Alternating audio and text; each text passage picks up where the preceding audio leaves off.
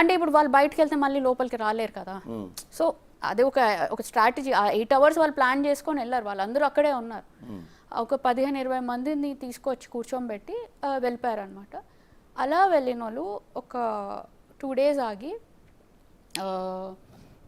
హైకోర్టులో పిటిషన్ వేశారు. ఏమని, మేము దౌర్జన్యంగా ఇంటికి వచ్చాము, ఆమెకి ఇది ఉందని చెప్పి, థ్రెట్ ఉందని చెప్పి, సో నన్ను ఇంటి నుంచి పంపేయాలని. కాకపోతే కోర్టులో ఏమొచ్చిందంటే అది నా మ్యాట్రిమోనియల్ హౌస్ కాబట్టి నేను అక్కడే ఉండొచ్చు అనేది, కానీ నా పేరెంట్స్ వెళ్ళిపోవాలి అని చెప్పారు. సరే మా అమ్మ నాన్న అలాగే వెళ్ళిపోయారు. సో ఆల్మోస్ట్ అక్టోబర్ ఆ టైం నుంచి మొన్న నవంబర్ మీకు ఆల్టర్నేట్ ఏదో ఇల్లు కూడా ఏమని చెప్పినట్టుంది కదా ఏదన్నా, అది తర్వాత సో ఈమె ఏం చేశారంటే మా అత్తమ్మ సీనియర్ సిటిజన్షిప్ పేరుతోటి కోర్టులో గట్టిగా ఏడవడాలు ఇవన్నీ, ఆమెకు థ్రెట్ ఉంది నా వల్ల, నేను ఆ ఇంట్లో ఉండొద్దు అని చెప్పి ఒక ఫ్యాబ్రికేటెడ్ స్టోరీ అనేది క్రియేట్ చేసి వాళ్ళకి ఇండ్లు ఉన్నాయి, వేరే ఇండ్లు ఉన్నాయి, వాళ్ళ మదర్కి ఉంది ఇల్లు, అందరికీ ఉన్నాయి, కానీ నేను ఆ ఇంట్లో ఉండొద్దు. ఇది సంహవ్ కోర్టులో కన్విన్స్ చేసి, సరే ఆ కోర్టులో కూడా ఏం ఆర్డర్ ఇచ్చారంటే అమికబుల్గా సెటిల్ చేసుకోండి, ఆ అమ్మాయికి ఒక షేర్ హౌస్ హోల్డ్ ఇవ్వండి, వేరే ఫ్లాట్ తీసి పెట్టండి, వాళ్ళిద్దరు అంటే నేను నా హస్బెండ్ అక్కడ ఉండాలి. అది ఎప్పటి వరకు, కింద కోర్టులో తేలే వరకు. ఓకే, నేను కోర్ట్ ఆర్డర్ అనేది కంపెల్ అయ్యాను, అంతా ఓకే అన్న. ఇది 5th ఈవినింగ్ కోర్ట్ ఆర్డర్ వచ్చిందండి. నా లాయర్ నాతో మాట్లాడుతున్నాడు, వాళ్ళ లాయర్తో కూడా మాట్లాడుతున్నాడు, అంతా సెట్ అవుతుంది. 6th రోజు, అది మొన్న 6th రోజు సడన్గా 4 o'clockకి ఒక 15 మంది వచ్చారండి ఇంటికి. దాంట్లో ఒక 4-5 మెన్ ఉంటారు, మిగతా అంతా ఉమెన్. అంతా కూడా వీళ్ళ సెక్యూరిటీ అని అంటారు, మరి ఏం బౌన్సర్సో ఏం సెక్యూరిటీనో నాకు తెలియదు. వాళ్ళు సడన్గా ఇంటికి వచ్చారు. అది ఒక ఫ్యూ సెకండ్స్లో ఒకడైతే వచ్చి నా చంపకేసి కొట్టి నా గొంతు పట్టుకొని నేను చంపేస్తాను ఇక్కడి నుంచి పోకపోతే అని చెప్పి నా ఫోన్లు లాగేసుకున్నాడు.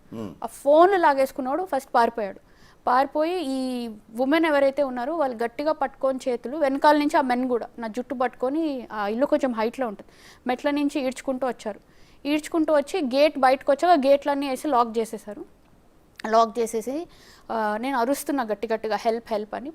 లక్కీగా ఎదురింట్లో ఒక 7-8 యంగ్స్టర్స్ వచ్చారు, అరౌండ్ ఒక బిట్వీన్ 25-30 ఆ ఏజ్లో వాళ్ళు వచ్చి నన్ను వదలమంటే కూడా వాళ్ళు వదలట్లేదు, మీరు వెళ్ళిపోండి ఇక్కడి నుంచి. మళ్ళీ వాళ్ళు కొంచెం బెదిరించాక అప్పుడు వెళ్ళిపోయారు.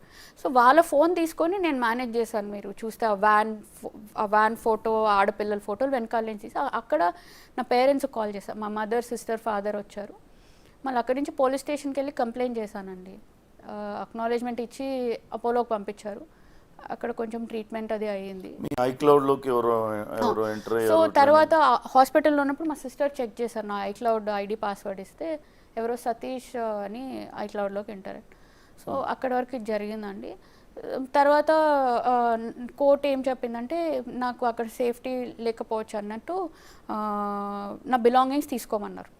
ఆమె ఇంకా కోర్ట్ ఆర్డర్ కూడా ఇది చేస్తుందంటే ఇంకా ఏం అర్థం కాక వాళ్ళు కూడా నా బిలాంగింగ్స్ ప్రస్తుతానికి తీసుకోమ్మా, మిగతాటి ఏమున్నాయో లిస్ట్ రాసేపోని. మా పేరెంట్స్ ఇంటికి వెళ్ళే టైంకి నా సిస్టరు అడ్వకేట్ని లోపలికి పంపించారు. వెళ్ళేసరికి నా వస్తువులన్నీ ఇంటి బయట వేసేసింది. అప్పటికి మేము వెళ్ళేసరికి ఒక 40-50 మంది బౌన్సర్లు, సెక్యూరిటీలు. ఏమంటే మీరు మేడంని కిడ్నాప్ చేస్తారని మేడంకి భయం అంట. అసలు ఈమెని నేను కిడ్నాప్ ఎందుకు చేస్తాను, ఈమెతోటి ఏమైనా చేస్తే నాకు ఏమొస్తుంది. ఇప్పుడు కూడా అండి ఎక్కడ కూడా సొసైటీలో నాకు తెలిసి ఎంతమంది పెద్ద మనుషులు ట్రై చేస్తున్నారు నేను మీడియాకి రాకుండా ఆపడానికి. ఒక్క పెద్ద మనిషి కూడా ముందుకు వచ్చి ఇంత సఫర్ అవుతున్నాను ఏంటి ఎక్కడ అని అడిగింది లేదు.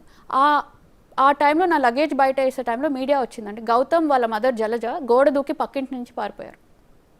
So they didn't wanted to comment. కానీ we manage to take a picture. మీరు ఆ ఫోటో కూడా మీరు చూడండి, ఆ బౌన్సర్స్ వాళ్ళందరూ కూడా ఇంటి బయట కిచెన్లోనే ఉన్నారు, వాళ్ళందరూ కిచెన్లోనే దాకా ఉన్నారు. నేను అంటుంది నన్ను ఆపడానికి ఇంత ఫోర్స్ ఎందుకు, ఇది క్లియర్గా తెలుస్తుంది there is a bigger agenda behind this. నేను అడుగుతుంది ఒకటే, నన్ను నా భర్తతో ప్రశాంతంగా ఉండనివ్వండి, మీ లైఫ్ మీరు బతకండి. మీరు మరో ఆరోపణ కూడా చేస్తున్నారు, వరప్రసాద్ రెడ్డి గారు, డాక్టర్ రెడ్డిస్ ల్యాబ్స్కి సంబంధించిన ఆయన రోల్ ఏంటి మొత్తం?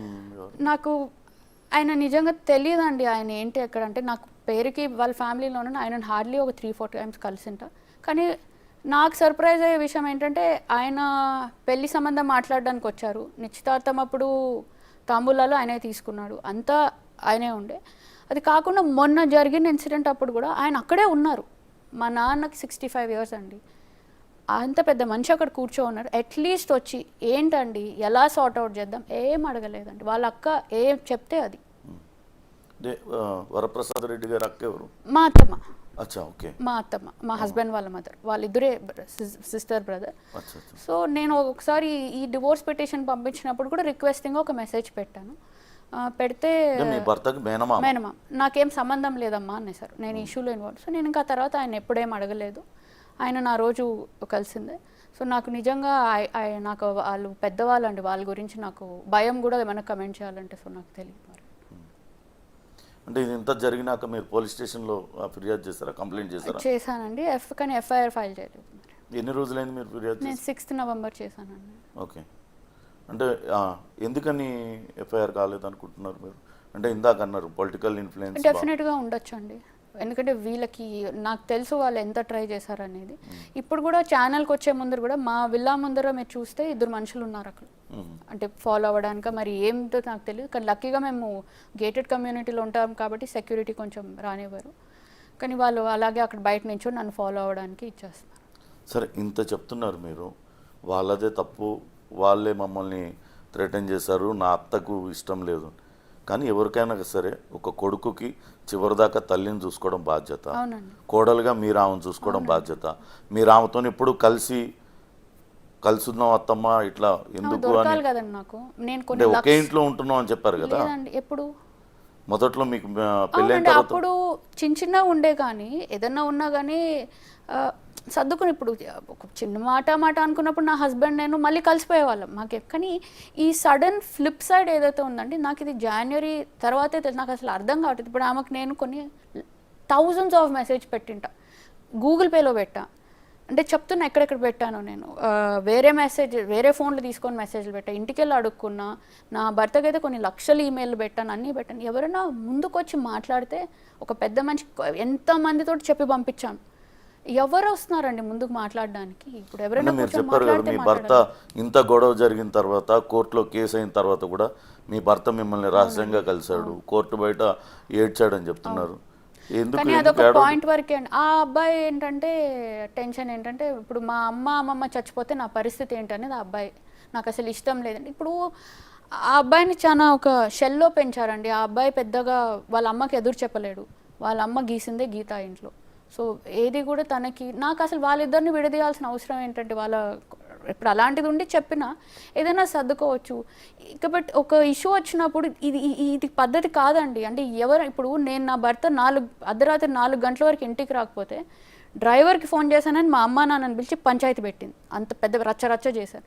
మరి అదే ఇంట్లో ఒక 15 మందిని పంపించి కోడల్ని కొట్టించి బయటికి లాక్కోవడం అనేది ఎంతవరకు కరెక్ట్ అండి? అది ఇప్పుడు దానికి ఒక అకౌంటబిలిటీ అనేది ఉండాలి కదా ఒక సొసైటీలో. మాకు ఇష్టం వచ్చినప్పుడు పెళ్లి చేస్తాం, ఇష్టం లేనప్పుడు వదిలేస్తామంటే ఎందుకు ఒప్పుకుంటామండి మేమైనా కూడా?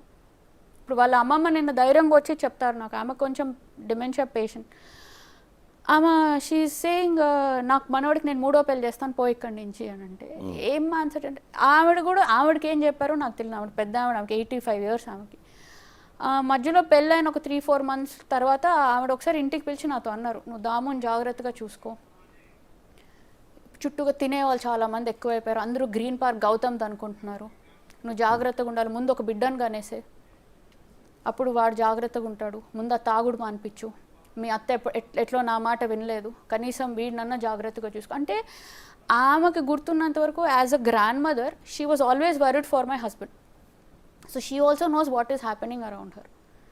ప్రిటీ మచ్ ఇంతే అండి. అంటే దీని జస్ట్ ఇక్కడ దామోదర్ రెడ్డి ఇప్పుడు ఎక్కడున్నారు, మీతో టచ్లో ఉన్నారా? ఇప్పుడు లేరండి, అసలు ఆ అబ్బాయిని నాతో మాట్లాడినట్టు, అసలు అబ్బాయిని హైదరాబాద్లోనే ఉన్నారని అనుకుంటున్నానండి. నాకు అసలు అబ్బాయిని కూడా చూపించట్లేదండి, పిక్చర్లోకి రానివ్వట్లేదు ఆ అబ్బాయిని అసలు ఎక్కడ.